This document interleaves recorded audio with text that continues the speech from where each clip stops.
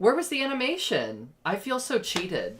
There was no animation. Oh, this is what happens when we take a week off. Oh my Everything goes to gosh. shit. Everything We can't stops take a week working. off. You know what? I'm gonna do it again just for fun. Do Ready? it again. Ah! There it is.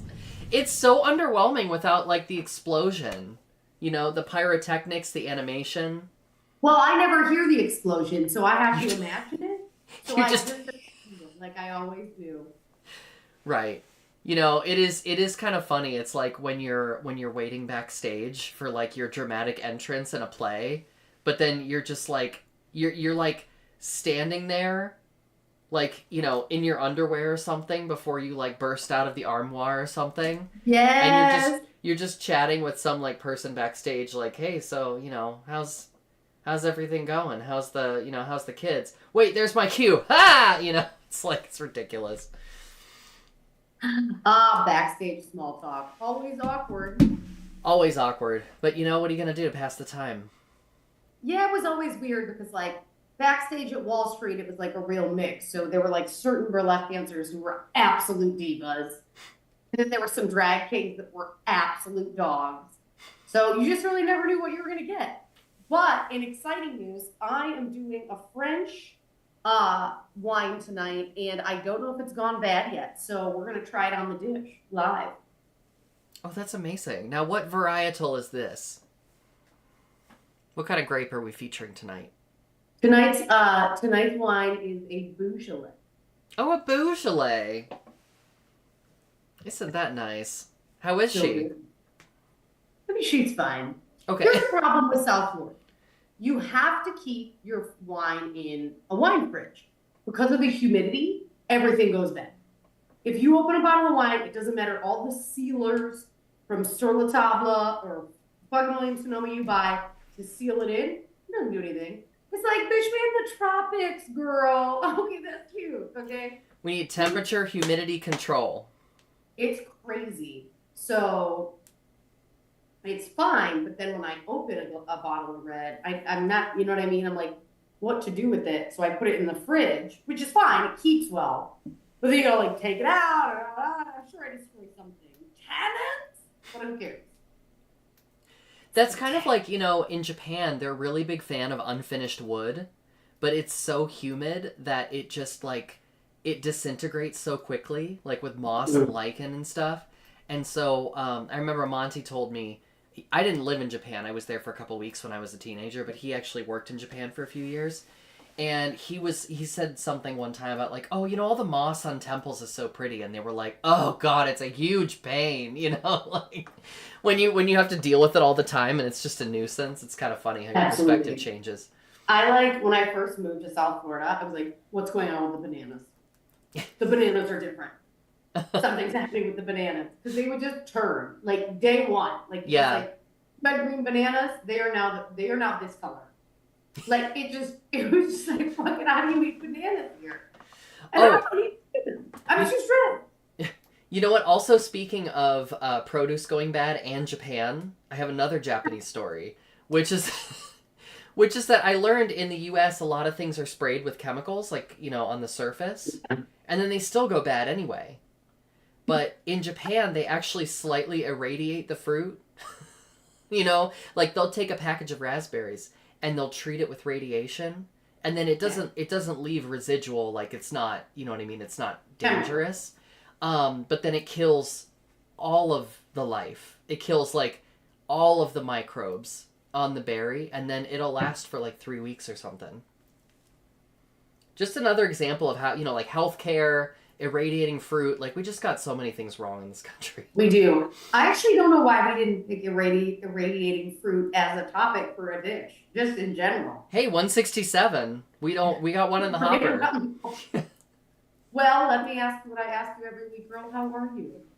I'm good. I mean, I had the wherewithal to put on a brooch today, so I'd say that's Yeah, that's a say something hat day if I ever heard one. yeah, not to toot my own horn, but girl, I'm wearing a brooch.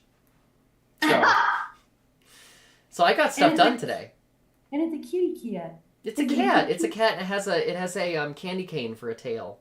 Oh, I love that. Her name is That's very Peppermint. Named by the brand who created her, or named by you? Named by me. Very much better. Like, you have to Much ask. better. I mean, I don't know. You could be like, oh, this vintage designer who does brooches, names all her cats, and I tracked this down at an estate sale in Yellow Springs. I went 5 years ago with Aunt Myrna. And you're like, what the fuck is going on? So no, Yeah. actually, I did have to ask. Okay, no, that's totally fair, because I think last episode I was actually wearing a Sarah Coventry set that was called Contessa, so the story you just told is 100% accurate. I know. I'm right most of the time in this friendship, and then the times I'm wrong, I'm like so wrong. It makes up for everything else. Like when I didn't know how to spell Dowager. You mean down? I believe it's pronounced Downager. Downager? Yeah, Don't fuck you with put me an right N now. in it, which was my favorite. Aw. That was what you said last time too. that sounds like me. Yeah. No, you are right also quite frequently. I'm fanning myself with the wedding save the date from one of our biggest covered dish fans. Oh my We love gosh. when dish fans come together. Whoever What? could that be? Well, hopefully he's watching tonight, because, Invite us to your wedding. and, Oh my god! and what we'll if we feature it do on Covered Dish. live dish cam from his wedding. Dish cam from the wedding. That's right. Live on the he'll kill scene. us. Yeah, that sounds good. Let's book it. Let's book it. I think it's kind of odd to say let's book it to something you're invited to. That's true. Well, we'll need to book a venue. Maybe we could book this space right next to their wedding for a conversation. Oh, for the broadcast. Yes. Yes. Now I'm with you.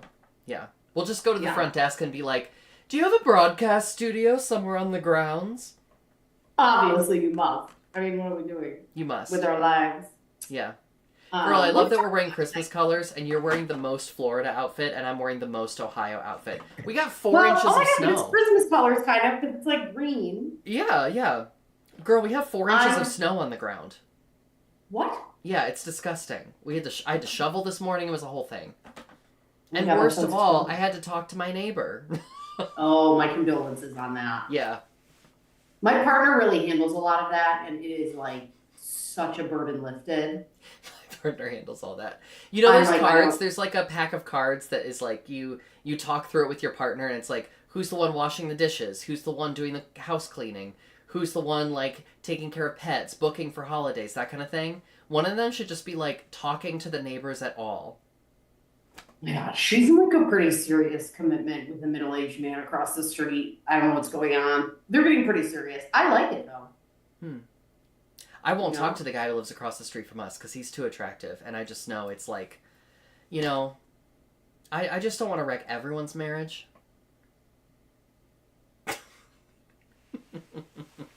Peppermint, anything to add? Nope. She's good. So what are we talking about tonight? It's 7:15. I think we're nailing it getting to the topic. No. We're merely halfway through and just now getting to the topic. We No, we decided, haven't even gotten to it. We're just reminding you what it is. just to give you a peek behind the curtain, we have a planning call on Sundays that is about 10 minutes covered dish and then 2 hours catching up. So we decided on Sunday we were going to talk about generational trauma, which I like to call mummy curses. Tell me more about that. Well, mummy sounds like mommy. That's cute. I like that. But no, more than that, it's like something that is like unearthed, like Yeah. you stumble across it in the Mhm. midst of doing normal things, and then all of a sudden you pull out some like stock phrase that your parents used to say to you in order to like shut down a conversation or to just like guilt somebody, and then you're like, oh my god, I'm continuing the cycle. I'm the problem. Yeah, it's me. I'm the problem. Yeah. And I hate that, honestly. Whenever that happens, I'm just like, God, I told myself I wouldn't do this. One of the things I do that I discovered I got from my mom over this Thanksgiving is like talk about fucking nothing, right? Like I am amazing at talking about nothing, and it comes in handy. Like I was at this huge conference, and when I say I had events every hour on the hour, I was blessed, booked, and busy, and I was with this new gay, who's a new friend of mine, and he's like, you need to teach. Like, it's the end of day 3. We have 4 days. And he just looks at me, he's like, you have to teach me how you do this. I was like, what do you mean? He's like, you are amazing at networking events. Like, you just flow and flitter and twit and, oh, this is nice and hi and blah. And you don't stay in anything too long. And you always go deep. And how do you do it? And I was like, well, I don't shut up. That's my trick. It's my trick. But I finally found an environment where that's a value add. So then I get home and I'm just like, wait, what? You do what? I'm like a turkey. Yeah. I have a turkey impression. I think that's pretty good. Let me try again. Yeah. Well, you've got the waddle. Yeah. So that's your thumbnail. We literally went to see a Christmas tree made of sand. Sand? Like, it's a big sand Christmas tree, and they like epoxy it up so it doesn't move, right? But it's like the biggest Christmas tree made out of sand in the state of Florida. What a record. Oh, yeah. I've never heard of such a thing. This is hilarious. I know Tampa is trying to come for West Palm Beach. Don't come for us, Tampa. We got a sand tree. And I'm sorry. Sand tree. The sand tree is aptly named Sandy. With an I. Because she's a classy broad. That's also like the most Florida name. It is. For the tree. It should be 2 eyes. Yeah, really. Sandy with 2 eyes, yeah. And we get to the tree, and I'm like, I want to bring my mom to this fucking tree. And I don't know why, like, I'll unpack that in therapy, but I really want to bring her to this tree. And we get here, and she looks at it, and she's like, why is it named Sandy? I was like, what? It's literally made of sand. And I'm like, oh, because it's made of, like, it's sandy. And she's like, oh, because it's made of sand? I was like, yes! But it was just like, I do that socially where I'm like, I know you're trying to make me connect the dots. I need you to say it. And I do the exact same shit. Like, I'm not going to help you with this. I need you to work it out on your own. Exactly. And my partner will, like, want to throw me out the car when I do that. I mean, I am kind of with your mom in that it's on the nose, but it's like, it's a sand tree. Like, can we not, you know? Right. But I definitely got my gift of gab from her, and I definitely got my ability to fill any space with discussion about the weather or your health. I love that. I wish I got that. I think what I got is like as I've been getting older, I'm becoming very rigid in my opinions. And I need to resist that because I do not want to become so rigid that I don't want to get in my own way. You know what I mean? I want to still be growing and changing and learning and like seeking out new experiences. And I don't think I'm really going to allow myself to do it, but I know that my inclination with each passing year is to just like limit my experience down to this comfortable little, like where I understand the parameters. I'm like on the same schedule. I'm like, 5 o'clock dinner, 6 o'clock, check up on email, 7 o'clock watch TV, 8 o'clock bed. Like, I don't want to be that structured and orderly. Yeah. Well, so it's so interesting because I think like it's thinking about generational, like what we have inherited, right? And and kind of how both of us in our own ways, some subtle and some radical, have broken through some generational trauma, some generational curses, have probably perpetuated some. But are both in spaces where we don't have as much structure necessarily because we don't need to, because our lives are so different. Yeah. But I think about like, it's not necessarily bad when you find these routines, right? I just worry for me. I was talking to my partner about this. I love when you bring shit up, and I'm just like, I have been thinking about this and writing it. Because a recent opportunity had come up to make my world bigger, right? And like, I shirked from it. And it was something small. But I was like, oh my God, like, I just feel myself, right? And I was like, no. I always want to make choices to make my world bigger, whatever that is. Personally, professionally, emotionally, spiritually, like, I want my world to be bigger. But do I have a max? Do you have a max, did you say? No, do I have a max where I'm like, my world is big enough? Oh, yeah, yeah. My emotional world, my spiritual world, my physical world, you know? Yeah, I mean, I think there's such a thing as being, like, content, you know? Like, Yeah. finding content in this. Because we're, in some ways, like, I think humans are programmed to always want more and to always optimize and, like, what's the next thing, you know? Like, Yeah. retail therapy, they say, is, like, one of the least satisfying kinds of therapy because, like, you're panicking about something, you add something to your cart, you get a little like jolt of pleasure when you like check out, and then the thing arrives and you're like, I didn't really need this anyway, you know, like it's Yeah. unsatisfying. And I think that there's so many things like that in life where we seek out immediate gratification and it doesn't fill the void within. Because I think that like one of the biggest generational traumas that we all share is this like this yearning, you know, this instinct of like something's missing. Yeah. What is it? Well, I think obviously with a very minor age gap for anyone watching at home, was really raised at the time of late 80s, early 90s, like peak materialism. I mean, Yeah.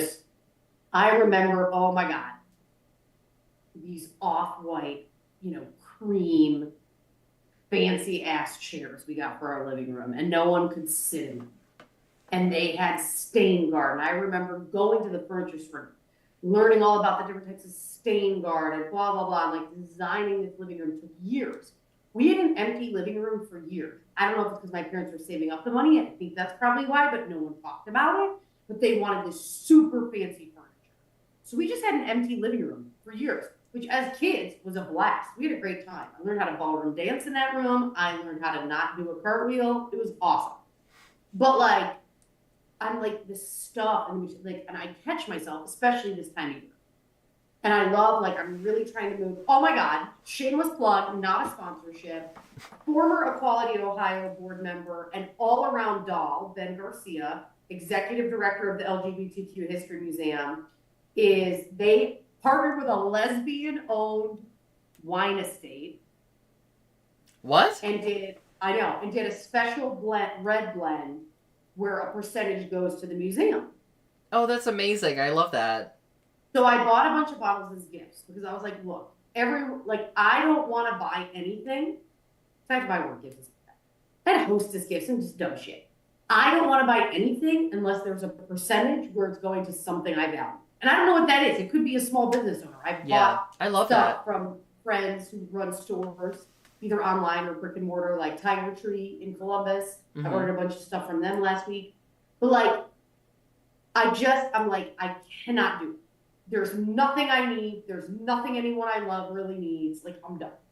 I'm done. Yeah. No, I agree with that. This year for my birthday, I was like, I want to get some food. I want to do it at a gay place, and I want to get the food from gay people. Oh, I loved your birthday theme, which was just like, invest in community. Yeah. That, and also like hold it together, because it was March and like a couple months after the election, and it was like the first time I really left the house to do something. Yeah, I was like, how are you? Everyone was like, how have you been? And then like, oh no, I shouldn't have asked that question. And then we're all just like, have some quiche, you know what I mean? Like, it's always quiche for me. It's always quiche for me. It's always quiche for me. That was the runner-up name for Covered Dish. Do it again. It's always quiche for me. Well, fan kicks. You have to imagine that they're my legs. Oh God. Yeah. Yeah, but like, I think there's something right now that just, because of the wealth gap and how consumerism is just like consuming us, like I cannot handle it. So anyways, it was so funny. So I bought all this fucking wine, and then my partner is like adorable. He's like, well, do you even know if everyone drinks? And I'm like, here's the thing. I will get some non-alcoholic, and then when you come to my office, I'll be like, wine, no wine. And then you make your choice. Yeah. Well, you know, and even if people don't drink, I am perfectly okay if I give something to somebody and they re-gift it, you know? That's true. It's like I'm sure you could find somebody else who'd appreciate this, and they still are like, oh, this person thought of me and got me this thing, you know? Yeah. That's fine. That's what I'm trying to do. Well, oh my God. speaking of generational curses, I was trying to get the perfect gift, so I went to like a kitchen store here, and I was like, oh my God, I could get like everyone at work like little like gourmet pancake mixes, Oh, and that's then cute. like a little I like that. spatula or Yeah. something, and then I was like, that is a lot of work. I need You know gifts what? that are worth. For a lot of for really like, girl, it's just you, me, and covered dish. For a lot of people in my life, I just like to go all in on a nice card with a message and some stickers, and you know what I mean. Like Yeah, just really make that. I Like, want hey, all I want is a holiday tarot reading, girl. well, you're in luck because I've got no, it's not here, but I've got them right here. Yeah. Oh, let me be clear. I want a holiday tarot reading from Peppermint. Well, she's not very good at it yet, but she'll do her best. Well, that's not good enough. I'm tutoring her in the dark arts. Tuta. Ugh. I was actually shopping around for a gift today for a friend, and I laughed because I saw this like it was like a spooky coloring book, and I clicked on it because I was like, obviously, if it's fitting for Eileen, I'll buy it. But for the record, we buy each other gifts outside of holidays. We do, I'm yeah. not tied to. I just like stumbled on it, and then I clicked on it. I was like, this isn't spooky enough. I love that. I love that. I What must sort be of rubbing rookie off on shit you. is this? Yeah. Yeah, I was like, she's gonna hate this. You're like, where's the macabre?